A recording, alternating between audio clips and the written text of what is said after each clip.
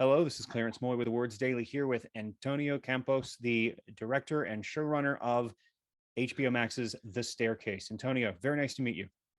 Good to meet you too, Clarence. Full disclosure, I live in Raleigh, North Carolina, which is very close to Okay. Durham. Okay.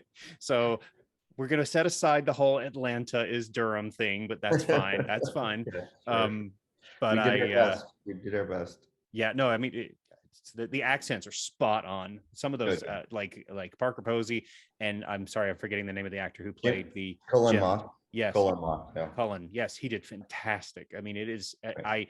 I actually thought it was the real person playing that role. To be Oh, honest, that's great.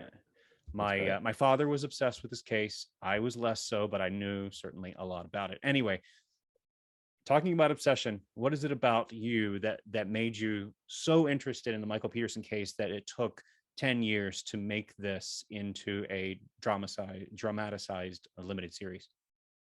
It was an obsession. I think, and the more time went on, the more time went by, the more that obsession grew, the more that my fascination grew, and the more that my conviction grew that this was a story worth dramatizing. I always felt from the moment I saw the documentary in 2008 that Michael Peterson was kind of the perfect character to tell a true crime story around.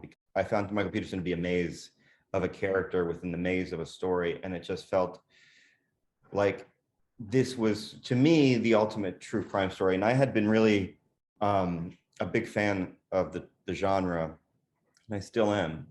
And I had, at that point, read and watched everything I could, but this stood out to me. And then, I knew the more that I looked into it, that there was more to the story than was in the documentary. And then not only that, as the years went on, the story continued to evolve and to become more complicated and reveal more twists and turns that I didn't know when I first started this journey in 2008. Yeah, that all those twists and turns, that journey over the series, that's something that I've sort of been obsessed with myself as I've been watching the show, because the initial case, the initial death wraps itself up pretty quickly within the first 3 or 4 episodes. But then so all of a sudden I'm sitting here, where are we spending the rest of this time? Well, there's a whole lot more story that's there to tell. And I'm obsessed with the timelines that you traverse through, all of these episodes, the different every episode has a multiple time span. Talk to me about trying to bring all that together. Like, how did you structure that narrative arc in a way, in the way that you did?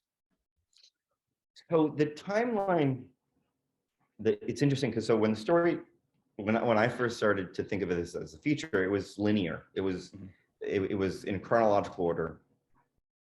Then as the story got more and more complicated, not even just that, as the story developed, right? And by 2011, he's out he's out of prison after being convicted for life. He's out of prison for a retrial.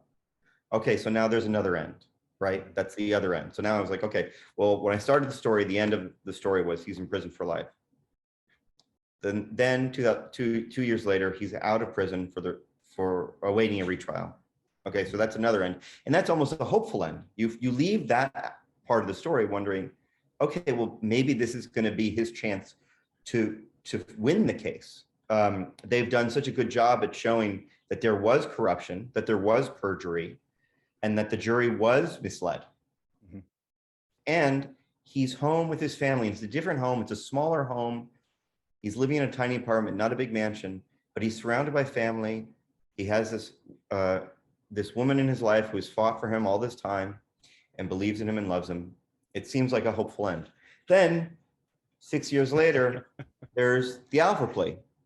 Okay, so now there's another end. He's agreed to plead guilty while maintaining his innocence in public, and the relationship with this woman has ended.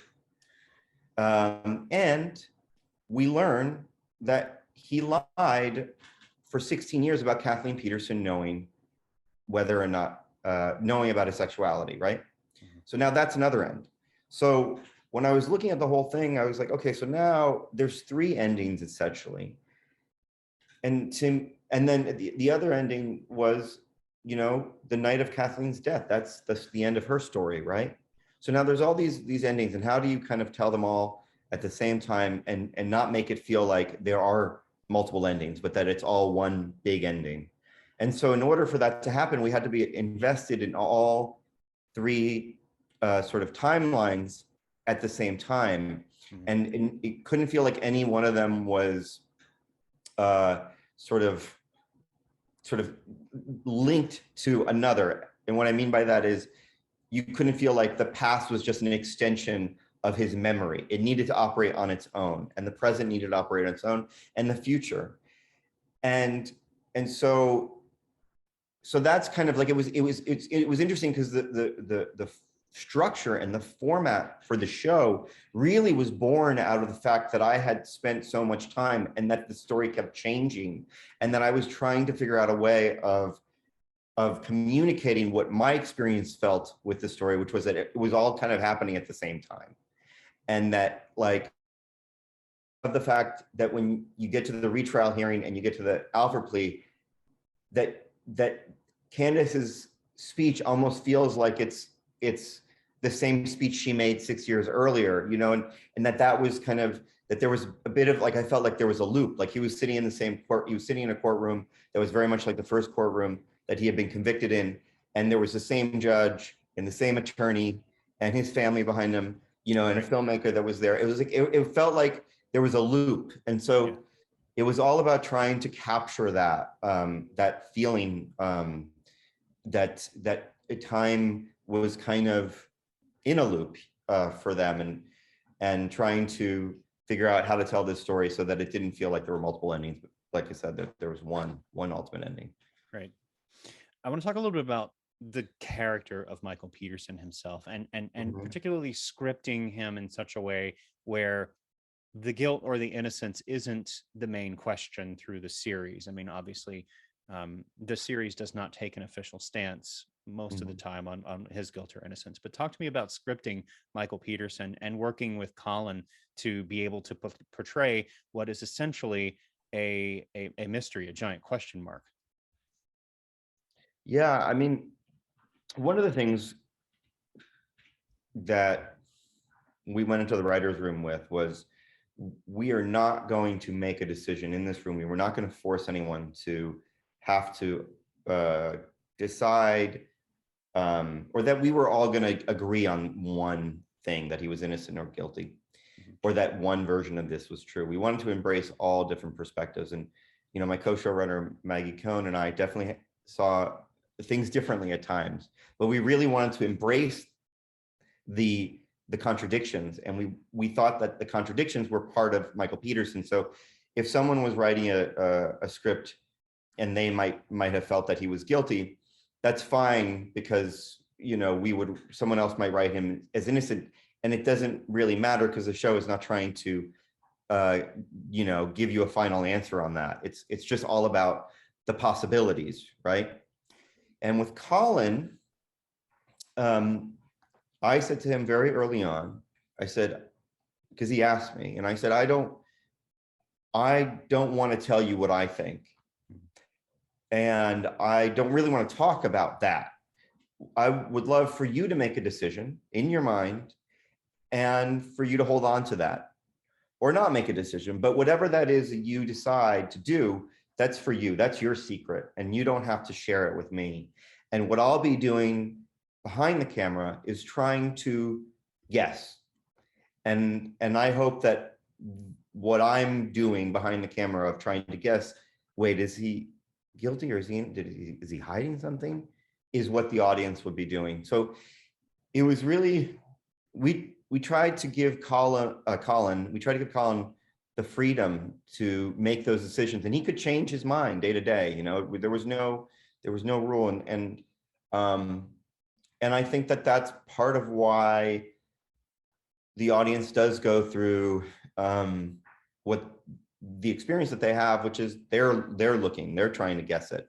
And the other thing that's interesting about Michael Peterson is like, there's even a question of whether, well, if he did do it, does he even know he did it? And so there's that way of interpreting it. And so we just, again, we wanted to embrace the possibilities, because this wasn't necessarily we knew that we were going to land on the truth, and frankly don't believe that anyone can, but we can continue the exploration of it and the search for it. And if we don't arrive at the truth by the end, maybe we just get one step closer to something like the truth. So again, it was all about kind of leaving open the possibilities and not trying to dictate to any one person, whether it was in the writer's room or in the cast, what they needed to think. One thing that's very unwavering about The Staircase is that it does honor the memory of Kathleen Peterson. This is a woman who has died. She is portrayed brilliantly by Toni Collette. This is a very, and it's shown in all aspects. In fact, talking about living here in Raleigh, I actually work in the old Nortel buildings where she worked. Really? So it's kind of, Really? I mean, yeah. But obviously inherent within this show is the owl theory, which is odd to say the least, right? Talk to me about being able to portray that and still honor her without making because that sequence where she is attacked by the owl is shot very differently than any other sequence that relays her potential demise. Well, it steps outside the house. I mean, right. The technical approach to the scene does follow the approach to the other scenes, in that the camera is sort of locked off, sort of at an arm's length to the character, and allows the action to kind of unfold in real time. So it is a continuation of it, but going outside the house is a new thing. Right. And it makes again, it has in order for that theory to make sense, you have to make assumptions. The big one is that she decided to do some Christmas decorating the night of her death. You have to, and Larry Pollard's argument for that was that the deer, these Christmas deers, were out in the front lawn the night after her death, and they hadn't been there the night before. So that was that's where all that came from. And to not make it funny, I mean, we wanted it to feel as convincing as the other theories, as the sort of conventional theories, I guess you could say. And so we treated it that way. We treated it with the same amount of restraint. We didn't try and sensationalize the attack. It was kind of like, it happens very quickly, and it's vicious, and then it's done. And we spend a lot of time trying to perfect the visual effect of the owl. The reason why we really engage with that theory is, there's a few things. One is, it's the theory that I think is emblematic of a lot of theories in these kind of cases that are unsolved, or a total mystery, which is anything. If you can kind of believe that an owl could do it, then anything is possible. And the other thing is, the owl theory is so important to a main character in the show. To Sophie, the owl theory is sort of almost the last hope to help free Michael. So to her, and I don't think she believes it just for that reason, I think she truly believes it, but for her, she has to be able to convince people that this is true, and she herself has put enough evidence together to believe it fully. So for us, we needed to explore it because it was so important to someone that was so important to our story. So that's why we went there, and that's why we treated it the way that we did. And it's a theory that my father believes to this day. I mean, a lot of people do. Yeah. A lot of people want to believe it's true. Last question for you. I want to talk about the finale, where we see the Petersons by the pool that one last time, and she's had a phone call from work. She's asked for his email address, they're back by the pool, and then she yells at him, "Why didn't you tell me?" But the sound has cut out. Talk to me about that scene and what that means. The we always knew that the show had to end in a way that wasn't a conventional ending for a true crime show. Right. We wanted to try and get into Michael's head for a moment, and we felt like going back to that moment, that image of them by the pool. But it's starting to become clear that it wasn't like another sort of depiction, but actually something that was more dreamlike, and that time was kind of blending, that she's talking about things that she couldn't have talked about in 2001 because they hadn't happened yet. And so a lot of the logic there is it's Michael's subconscious kind of trying to navigate different feelings. He's feeling guilty about something, but she's also saying something that suggests that she's happy for him. But if you listen to the tone of voice that she uses, there's a bit of resentment. So there's something underneath the surface, though the words are saying something else. You know what I mean? Like, Yeah. her tone suggests a different feeling than what the actual words are. So we're trying to play with contradictions there, and suggesting that Michael's own subconscious is getting confused. And so the idea of her screaming at him, it's almost like it's two things at once. It's like her screaming, but her being silenced. And so in his head, it's like, does he actually hear that scream or not? And it's trying to convey that idea that Michael's mind, in our version of Michael Peterson, is capable of being two things at once, and it's not clear what's actually sinking in versus what's kind of being missed or unheard.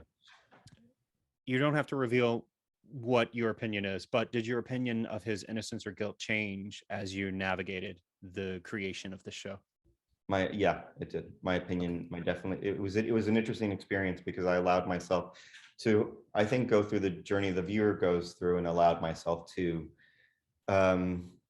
engage in the different theories as though I hadn't seen them before. Okay, excellent. Well, Antonio, thank you so much for the time. Brilliant limited series, Really and best it. of luck to you in the weeks ahead. Thank you so much. Thank you, Take Clarence. care. Take care. Bye-bye. Bye-bye.